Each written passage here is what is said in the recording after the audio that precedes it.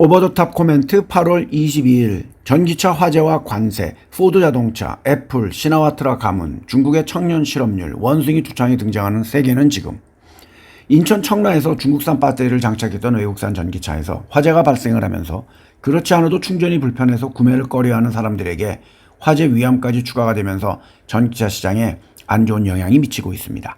따라서 국내 3대 배터리 제조사는 안전기술 확보에 투자를 강화하고 있습니다. 전기차 배터리의 경우 최소 100개 이상의 배터리로 구성되며 이 중 1개의 배터리에만 문제가 생겨도 단시간에 높은 열과 다량의 인화성 가스가 발생될 수 있습니다. 그렇기 때문에 국내 배터리 업체들이 이것을 차단하는 기술에 집중하고 있는 것입니다. 유럽연합은 중국에서 수입되는 테슬라에 9%의 추가 관세를 부과할 계획이라고 밝혔습니다. 또한 다른 경쟁사인 SAIC나 BYD 같은 회사들은 각각 36.3%, 17%의 추가 관세에 직면해 있습니다. 모두 이전에 발표됐던 관세보다 낮습니다.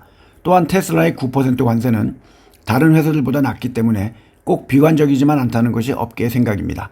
포드 자동차는 전기차 생산 전략을 다시 한번 조정하고 완전한 스포츠 유틸리티 전기차의 생산 계획을 취소할 예정이며 차세대 전기 픽업차의 출시를 연기하고 전기차에 대한 연간 자본 지출을 이전 40%에서 30%로 줄인다고 발표했습니다. 또한 전기차의 배터리 조달 계획을 바꿀 것이라고 발표했으며 저가 중국 전기차와 경쟁해야 할 필요를 언급했습니다.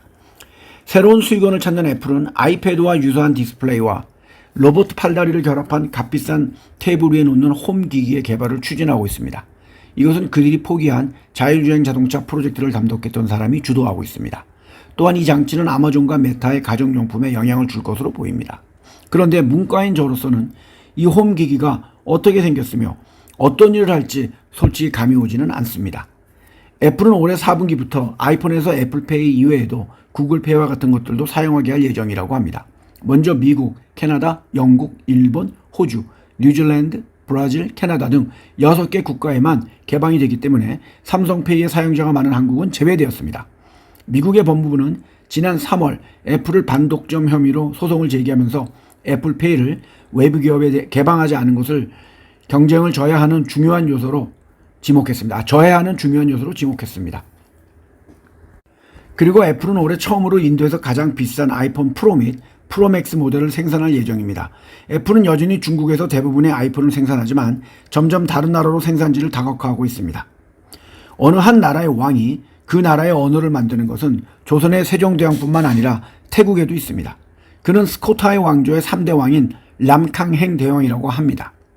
그리고 태국은 예전에 총리를 했던 탁신 시나와트라의 37세의 딸이 총리가 되면서 아빠와 이모를 포함해 한 가족에서 3명이 총리를 역임한 가문이 되었고 이모에 이어서 두 번째 여성 총리가 되었습니다.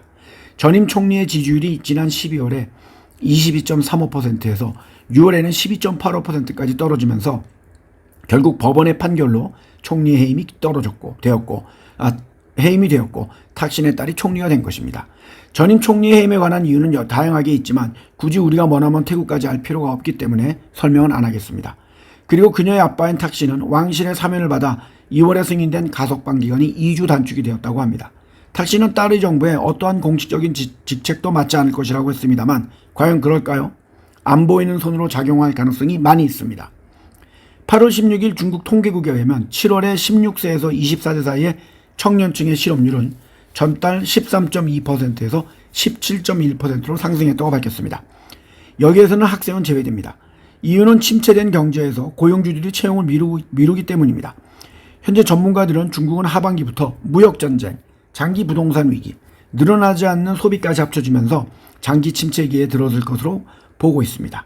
이번 여름에 약 1200만 명의 학생이 졸업했지만 수년 만에 가장 힘든 취업시장에 직면하게 되었습니다. 작년 6월 청년 실업률이 21.3%로 역대 최고치를 기록하자 중국 정부는 이 발표를 중단하고 새로운 조사 방법을 채택하고 학생을 제외한다고 밝혔습니다. 7월의 수치는 당국이 실업률을 구하는 방법을 변경한 2023년 12월 이후 가장 높은 기록입니다. 지난달 25세에서 29세의 실업률은 대학생을 제외하고 6.5%였고 30세에서 59세의 실업률은 3.9%였습니다. 믿거나 말거나입니다. 말레이시아는 아직도 확진자가 없지만 얼마 전에 유튜브에 올렸던 원숭이 두창에 대한 경계를 강화하면서 콩고, 부룬디, 케냐, 루안다, 우간다 등의 발병 국가에서 온 여행객은 말레이시아 도착 후 21일 동안 건강 상태를 모니터링해야 합니다. 인도네시아 또한 18일부터 외국인 관광객은 최근 여행 내역을 신고해야 합니다. 아픈 방문객에게는 여행 중단을 권고했습니다. 파키스탄 정부는 이번에 확진된 원숭이 두창 환자가 새로운 변종을 가지고 있지는 않다고 밝혔고 필리핀에서도 아직 확정은 안 됐지만 원숭이 두창 확진자가 나온 것으로 보입니다. 해외여행이 늘어나면서 가지 말아야 할 곳, 하지 말아야 할 것들에 대한 인식이 절실히 필요한 상황입니다. 한국은 태풍도 있었고 엄청난 폭염에 시달리고 있다고 들었습니다. 구독자 여러분들 모두 건강에 유의하시길 바랍니다. 감사합니다.